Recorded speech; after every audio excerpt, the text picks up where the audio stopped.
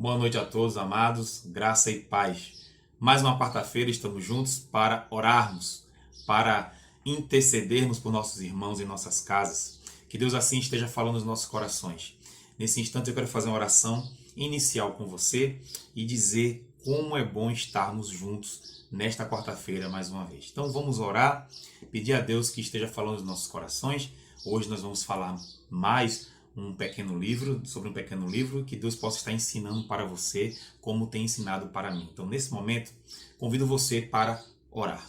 Senhor nosso Deus, nós te agradecemos, bendizemos o teu nome e te pedimos, Pai, que nessa quarta-feira possamos, em dado momento, orarmos juntos em família, que em dado momento possamos parar para ouvir também tua palavra e que no teu nome, Pai, possamos aprender sobre ela mais e mais. Mas nesse momento eu te peço também, Senhor, por aqueles que estão acamados, enfermos, que o Senhor com as tuas santas mãos venha libertar, Senhor, aqueles que estão cativos no pecado, aqueles que estão, Senhor, precisando serem libertos da escravidão do pecado, aqueles que estão doentes, Senhor, em leitos de hospitais, que o Senhor possa estar dando cura a essas pessoas, dando, Senhor, mais uma chance de estarem bem de saúde e poderem te servir, Pai. Pai, eu te peço por todos, tanto a enfermidade física como a enfermidade espiritual, como eu já falei. Que no nome de Jesus, Pai, cada um de nós venha reconhecer teu senhorio, Pai, e que venha se arrepender dos pecados, Senhor.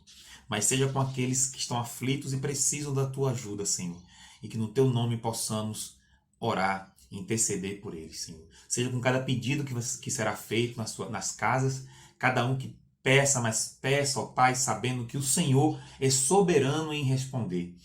Tua vontade é o que basta. O Senhor não vai ser modificado conforme o que nós falarmos, Senhor, porque é o Senhor que comanda tudo. Mas humildemente vamos te pedir, humildemente vamos te agradecer. Mais uma vez, obrigado por esta quarta-feira de oração nos lares. É no nome de Jesus que nós oramos. Amém. Amém, queridos. Amém, igreja. Que Deus nos abençoe. Vamos então para o nosso momento de oração nos lares.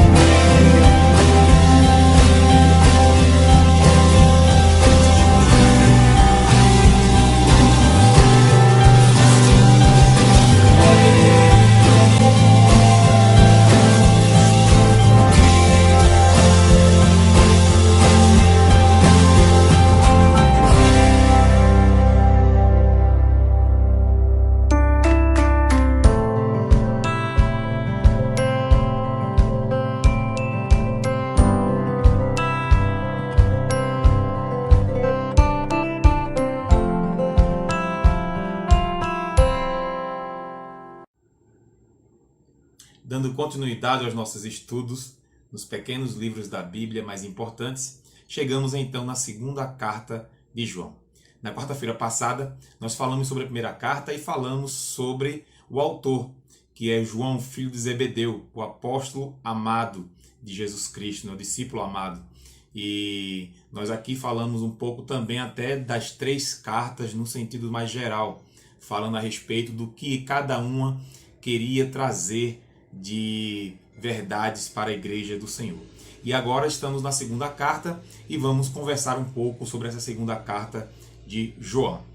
Como eu já disse, sobre o personagem João, nós já falamos no estudo passado. Se você quiser saber mais um pouco, você pode então assistir ao estudo da quarta-feira passada, na primeira carta de João. Agora, na segunda carta de João, nós vemos aqui, logo na introdução da carta, a carta tem um capítulo apenas, né? É muito pequena, né? Um capítulo.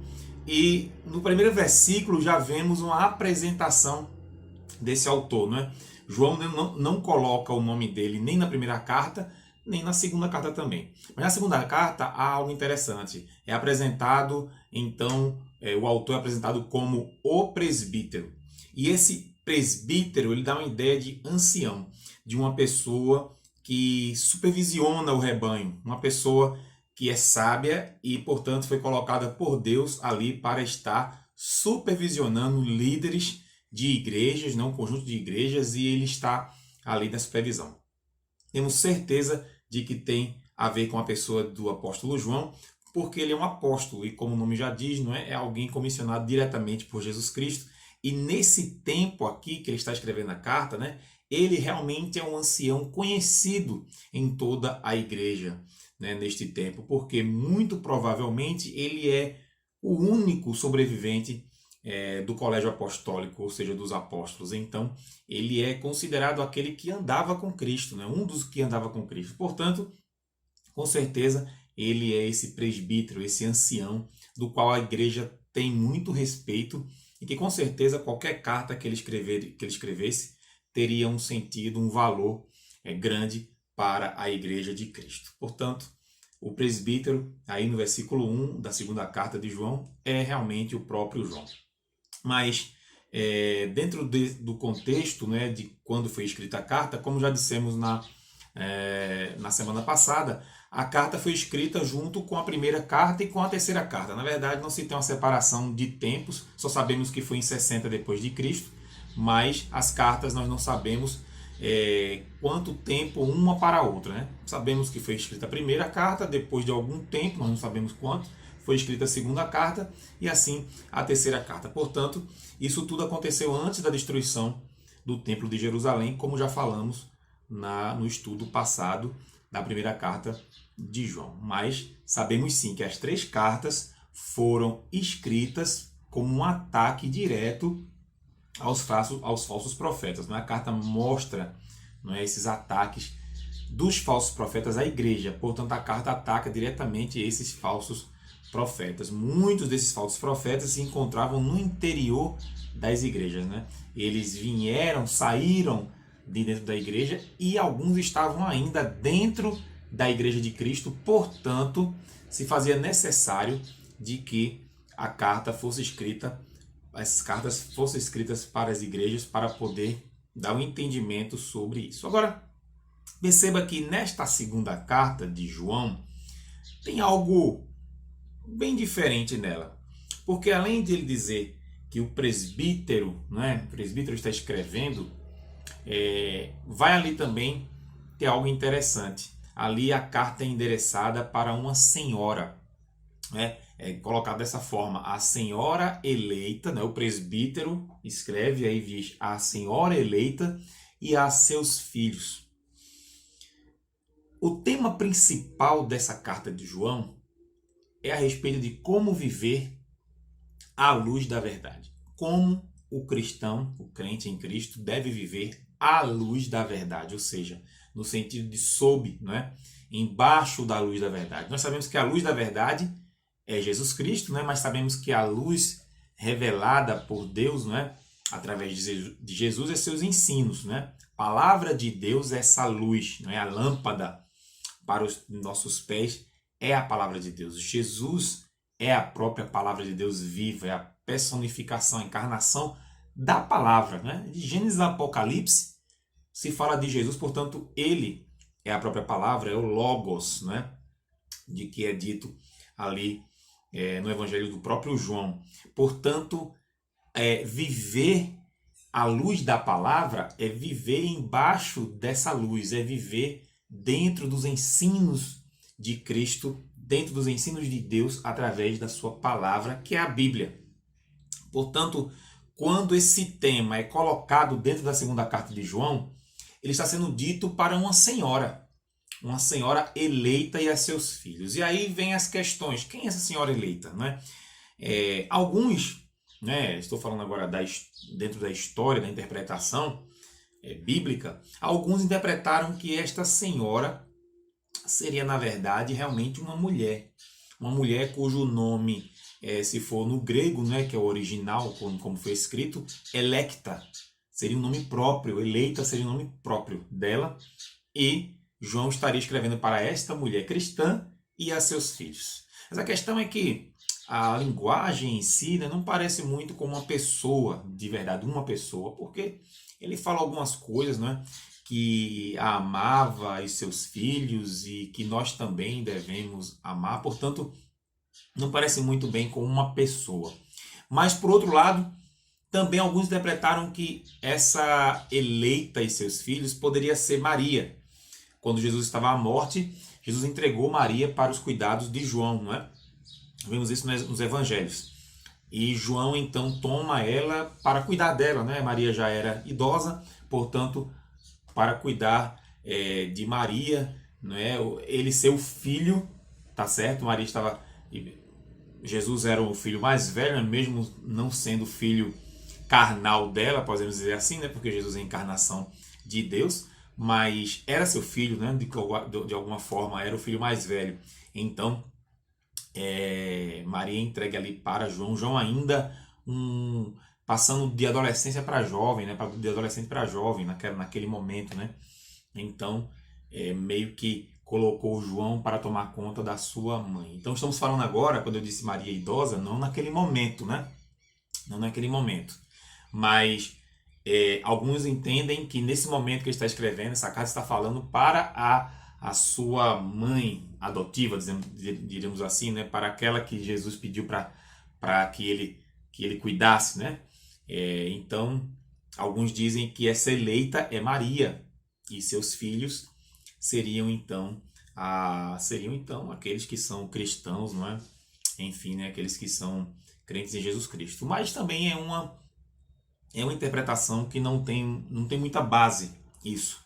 Mas, na verdade, a interpretação que nós queremos aqui deixar, que cremos que é a mais natural, não é? É a mais real, é que esta senhora eleita é, na verdade, uma igreja cristã local. Não seria todas as igrejas, mas seria uma igreja cristã local. E não foi dado o nome dessa igreja porque, nesse momento, o Império Romano estava perseguindo muito forte a igreja, né? Os cristãos. Portanto, quando João escreve a essa eleita, ele está escrevendo a uma igreja. E por que eleita? Porque nós sabemos da eleição, né? Que Cristo nos elegeu, que Cristo nos escolheu, como ele mesmo diz nos evangelhos, né? Eu é quem vos escolhi, não foi vocês que me escolheram, eu vos escolhi, para quem deem frutos. Então, ele fala da eleição da igreja dele. Então, provavelmente, o presbítero, no apóstolo João, escreve para essa eleita, ou seja, para essa igreja, e os filhos são seus membros, os membros dessa igreja, né? Até alguns intérpretes deram também outra interpretação, fora essas que eu já falei, né, da mulher, da electa, né, ou de Maria.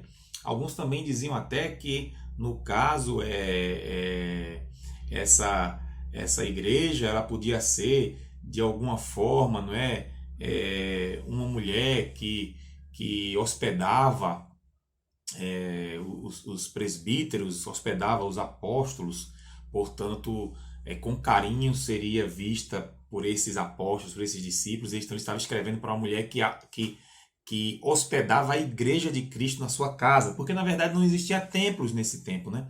Nesse tempo da perseguição romana, o cristianismo não tinha templo para se cultuar, existia casas. Então, a ideia é que fosse na casa desta mulher, portanto, esta mulher seria alguém que ele estava falando, né? Necessariamente não precisava de ser o nome Electa, mas uma outra mulher e seus filhos. Mas o que mais nós temos assim, tem mais firmeza é que é a igreja eleita de Cristo, que pode servir, com certeza a carta serve para todas as igrejas eleitas, mas em especial ele estava escrevendo para uma igreja que nós não sabemos o nome, e para os membros dessa igreja. Então essa carta, a segunda carta, ela pode ser dividida em três pontos principais, apesar de um capítulo, mas ela pode ser dividida em três pontos principais. O primeiro ponto seria: a igreja precisa conhecer a verdade. Nós falamos aqui que o tema principal é como viver à luz da verdade. Então a igreja precisa viver a verdade, conhecer a verdade. Então seria o primeiro ponto. A igreja precisa conhecer a verdade. A igreja precisa andar na verdade. E a igreja precisa permanecer na verdade. Portanto, esses verbos, né? Conhecer, andar e permanecer. Esse é os três pontos que João quer nos deixar na segunda carta para essa igreja, para essa senhora eleita, né, que ele diz. Então vamos ver esses três pontos, tá certo? Vamos começar então pelo primeiro ponto. A igreja deve conhecer a verdade. Está do versículo 1 ao 3, não é? Versículo 1 ao 3 vai falar sobre isso. A igreja deve conhecer a verdade. Por quê? Porque, em primeiro lugar, a verdade deve ser conhecida por nós. Por nós, a igreja, né? A verdade deve ser conhecida por nós. É necessário conhecer a verdade. Como é que se conhece a verdade? Lendo a verdade. Como eu já disse, a verdade ela é Jesus Cristo e seus ensinos. E os ensinos estão na Bíblia. De Gênesis a Apocalipse são os ensinos do Senhor. São os ensinos de Deus. E são os ensinos de Jesus também. Portanto, conhecer a verdade. Nós precisamos de conhecer. Ler a palavra. Conhecer a palavra. Tem que ser o livro principal do cristão. É a Bíblia. Depois disso, em segundo lugar, porque devemos conhecer, porque a verdade deve estar dentro de nós, né? Uma palavra que nós usamos, arraigada, ou seja, dentro, entranhada em nós, né? O versículo 2 vai dizer isso, né? Por causa da verdade que permanece em nós. Então, não basta conhecer a verdade, é preciso estar permanente nela, né? É preciso estar entranhado em nós, né?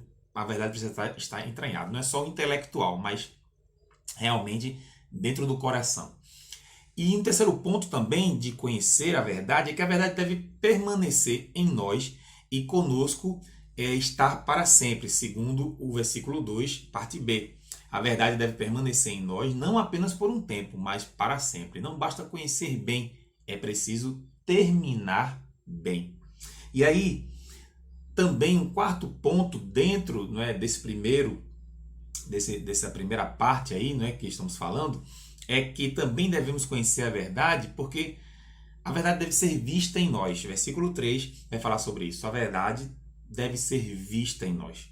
Essa verdade deve exalar de uma forma que as pessoas percebam que nós temos algo diferente. Então, esse é o primeiro ponto, não é? O primeiro ponto, a primeira parte da segunda carta de João. Aí vem a segunda parte, que vai falar sobre a igreja andar na verdade. Então, em primeiro lugar, nós vamos ver, aqui nós estamos no versículo 4 até o versículo 6, é só um capítulo, né? Versículo 4 ao versículo 6, e aí nós vemos por que andar na verdade. Porque obedecer é fonte de alegria, segundo o versículo 4, primeira parte, né? Vai dizer lá: fiquei sobremodo alegre em ter encontrado dentre os teus filhos os que andam na verdade. Então, é fonte de alegria ser obediente. O apóstolo João exulta de alegria ao ver que na igreja alguns crentes andam na verdade. Isso é verdade. É interessante isso. Isso é profundo, porque isso realmente nos alegra, que vivemos conforme a palavra de Deus, e isso traz alegria.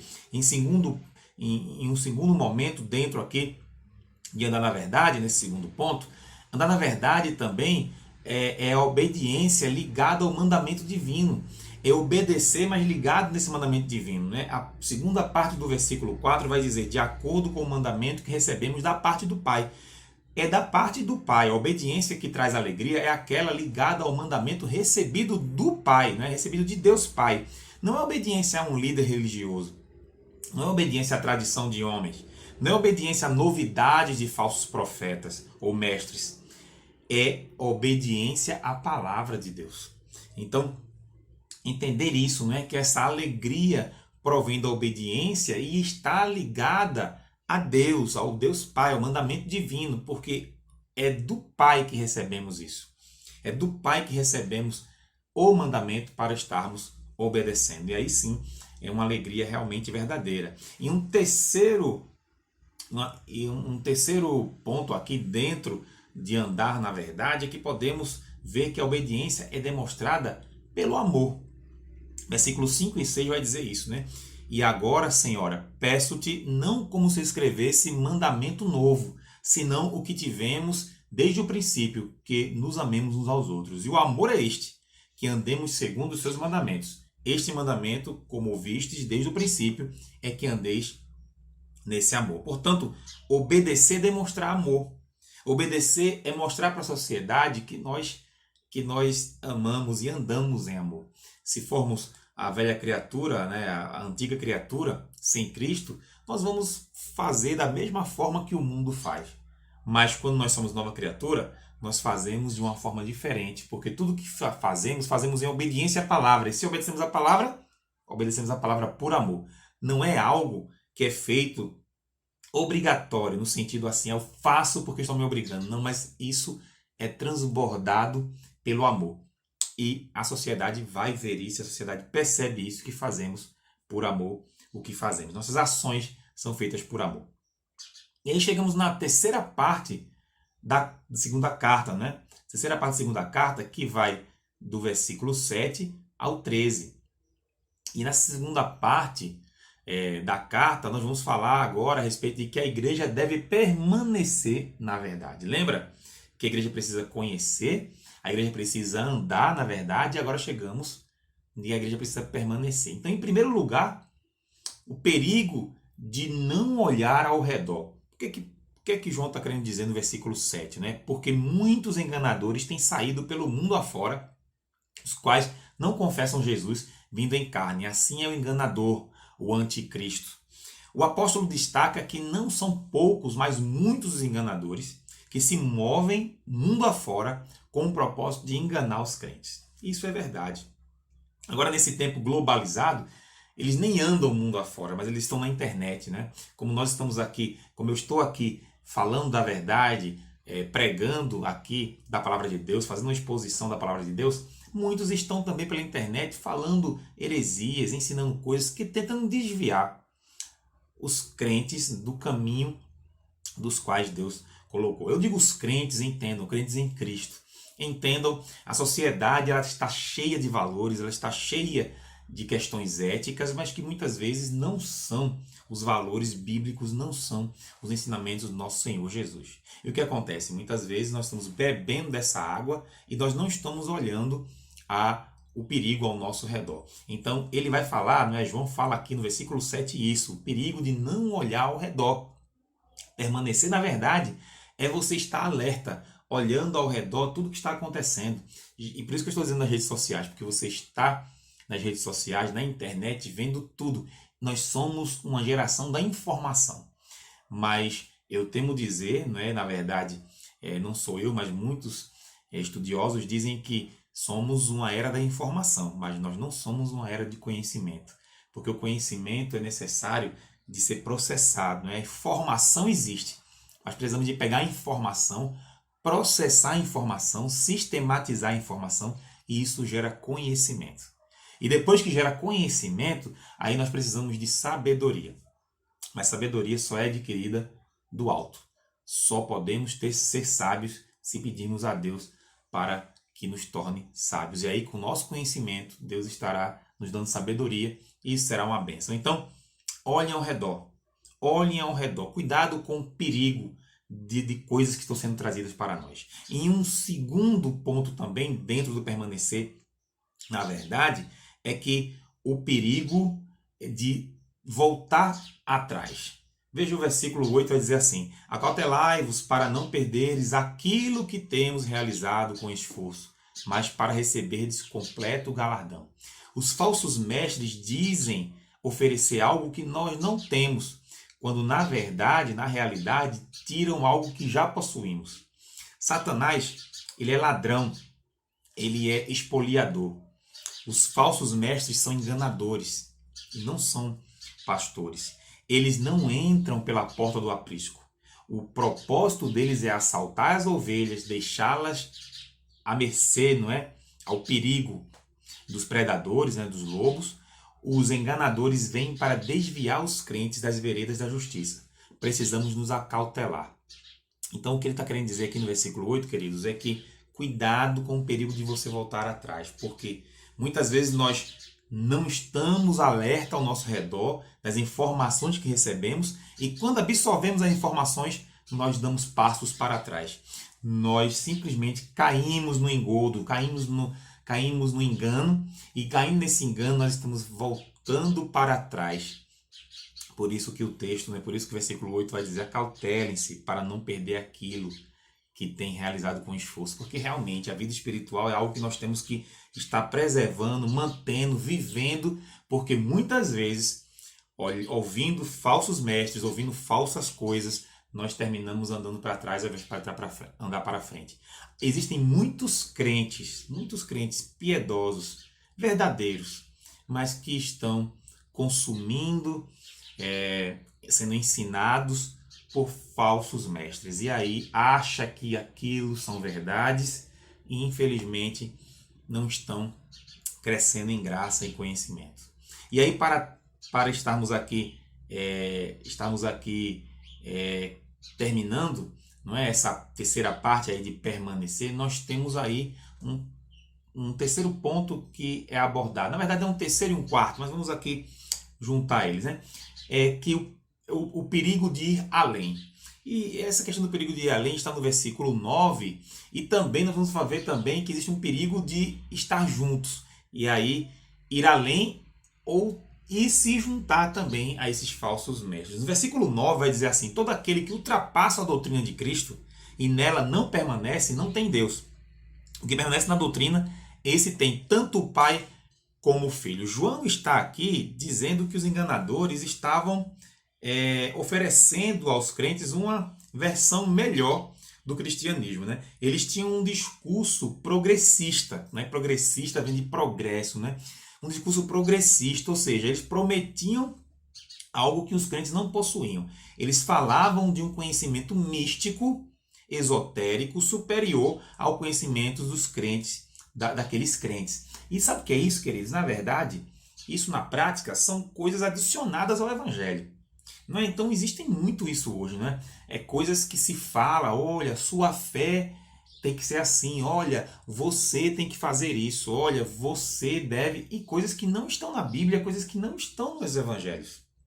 E não estão na Bíblia. Quando eu falo os Evangelhos, não estão na Bíblia, nem no Antigo Testamento, nem no Novo. E o que acontece? Isso são acrescentados, né? São coisas colocadas a mais, e isso aí é o perigo de ir além. Essa progressividade, essa coisa de você... Nós devemos ser conservadores no sentido de conservar a sã doutrina e não querer avançar em coisas que nem estão na Bíblia, mas que são elucubrações, né? Pensamentos de homens e mulheres, e aí querendo colocar, querendo dizer... Claro que todo mundo pode ter um pensamento sobre coisas que não estão na Bíblia, mas isso não deve se transformar em doutrina. É esse que é o erro. E aí, como eu disse, né, um terceiro ou quarto ponto, eu coloquei tudo como terceiro, mas além de ir além, estar junto. Versículo 10 e 11 vai falar sobre isso. Se alguém vem ter convosco e não traz esta doutrina, não recebais em casa, nem lhes deis as boas-vindas, porquanto aquele que lhes dá boas-vindas faz-se cúmplice das suas obras más. João está falando aqui agora para essa igreja aí, nessa igreja que ele não dá o nome, é eleita, ele está dizendo assim: olha, não se junte com essas pessoas. Não dê, nem receba, não dê nem hospedagem. Ele fala a questão de receber e tal, porque tem um porém aqui. Não é uma hospedagem assim, alguém que vem pregar aqui na nossa igreja, na segunda igreja, vem pregar e vai ficar na casa do pastor Roosevelt, então eu tenho que hospedar. Não, não é isso. Na verdade, não existia templo e esse pano de fundo, né, tem a ver com uma forma apostólica. Por exemplo, os apóstolos, né, eles eram recebidos nas cidades dentro das casas das pessoas. Porque não tinha templo e os cultos aconteciam nessas casas. Então, eles eram recebidos. Então, quando você recebia aquele pregador, recebia aquele mestre, aquele líder, você estava dizendo o seguinte: olha, eu abraço a causa desse líder, que ele ensine a todos que vão vir aqui na minha casa. Então, isso acontecia muito, não é? Acontecia muito com Paulo, quando foi hospedado em Lídia, né? Também nós vemos, também Paulo foi hospedado por Jason, né? Ali em Tessalônica, tá certo? Lídia hospedou Paulo em Filipos, né? E Gaio foi hospedado em Corinto também, né? O próprio Gaio foi hospedado ali na cidade de Corinto, né? Perdão, Paulo foi hospedado na casa de Gaio, né? Em Corinto, né? Gaio hospedou Paulo, tá certo? Também Filipe, né? Hospedou Paulo em Cesareia, tá certo? Então, o apóstolo, os apóstolos eram recebidos pelas pessoas, né? E as suas casas eram as casas que se cultuavam. Então, por isso que João fala desse perigo, né? Se alguém vem ter convosco e não traz esta doutrina, não recebais na sua casa. Ou seja, se esses homens chegarem, e ele estava colocando todo mundo, né? Tá falando dos apóstolos, tá falando também dos pregadores, presbíteros. Se é uma pregação diferente da palavra de Deus, não receba, não deixe. E isso serve para nós hoje, né? Se não é uma hospedagem na nossa casa, mas quem vem pregar? Quem vem pregar nos nossos púlpitos? Quem estão pregando na sua igreja? Quem estão pregando na minha igreja? Quem estão ensinando na sua igreja, na escola bíblica dominical? Quem está ensinando, enfim, aquele grupo de homens ou aquele grupo de mulheres? Quem está discipulando? É muito importante isso, porque devemos saber o que está sendo ensinado, o que está sendo dito, porque isso pode ser que seja alguém falso mestre e nós devemos coibir isso, né? Cortar isso, assim como a segunda carta fala. Portanto, queridos, a segunda carta é um capítulo apenas, chegamos ao final dela, ela é dividida em essas 3 partes, mas o tema principal é esse: vivendo à luz, sob a luz da verdade, que é a palavra de Deus. Agora, a pergunta que faço para você neste final é: como estamos vivendo à luz da verdade? Como você está vivendo a luz da verdade? Como eu estou vivendo a luz da verdade? E existe outra pergunta que a ser feita. A palavra de Deus é suficiente para a nossa vida cristã? A palavra de Deus é suficiente para a sua vida cristã? Quando eu digo isso, eu digo porque às vezes nós vivemos à procura de verdades fora do que Deus nos deu na palavra dele. Então, será que nós estamos buscando verdades por aí, procurando profetas, procurando congressos com novidades, não é? Congresso é bom, mas com novidades outras que devemos saber, livros que nos trazem novidades que estão fora daquilo que a Bíblia diz? Como eu disse, né? Congresso é bom, reuniões são boas, ir e cultuar coletivamente na igreja é bom, mas é necessário uma coisa: que tudo isso seja baseado, firmado na palavra de Deus. A palavra de Deus é suficiente para as nossas vidas. A palavra de Deus é suficiente para a sua igreja. Que a igreja perceba, não é a igreja de Cristo, perceba a suficiência da verdade na vida dela. Que a igreja de Cristo perceba que só há realmente uma verdade, que é a Bíblia Sagrada, que é a palavra de Deus. Um termo que foi usado amplamente na Reforma Protestante, na verdade, pelos protestantes, né? Foi sola Escritura, ou só as Escrituras. E esse sola Escritura tem a ver com só a palavra. Ela é a última palavra. Ela é aquilo que é por último. Podemos ler livros, podemos ir a seminários e congressos, devemos ir a cultos, devemos estar sentados ouvindo a palavra de Deus através dos seus servos chamados por Deus, né? para a exposição da palavra, para a pregação. Mas devemos, antes de tudo, colocar na balança se tudo que está sendo dito, se tudo que estamos ouvindo naquela reunião, se tudo que estamos vendo naquilo, se tudo isso tem base bíblica. Se houver Bíblia, se houver base bíblica, sim, devemos então ouvir e devemos então absorver. Se não há, que seja anátema. Porque, como Paulo disse, se um anjo viesse falar para ele, ou se viesse falar para nós, e se esse anjo trouxesse um evangelho diferente do que Jesus Cristo trouxe, que fosse maldito, que não fosse ouvido. Portanto, é assim que devemos viver, à luz da palavra de Deus. Que Deus nos abençoe e que, no nome de Jesus, essa palavra seja bênção para a sua vida, como está sendo para a minha. Na próxima semana nós estaremos, então, ouvindo sobre terceira carta de João. Nesse momento eu quero orar com você. Senhor nosso Deus, obrigado, Pai, por mais uma palavra, Senhor, que o Senhor nos trouxe. Obrigado por mais um pequeno livro, só de um capítulo, como a segunda carta de João. E como foi rico podermos aqui olhar as instruções do apóstolo João nessa segunda carta. Que possamos ser uma igreja que vive pela palavra, que vive à luz dessa palavra, da Bíblia Sagrada. Que possamos não ficar ansiosos para querer algo novo, porque não há nada novo debaixo do céu. E aquilo que o Senhor nos deu de revelação é o suficiente para nós. Obrigado mais uma vez, Senhor. É o que nós te pedimos e já te agradecemos no nome do teu Filho Jesus. Amém.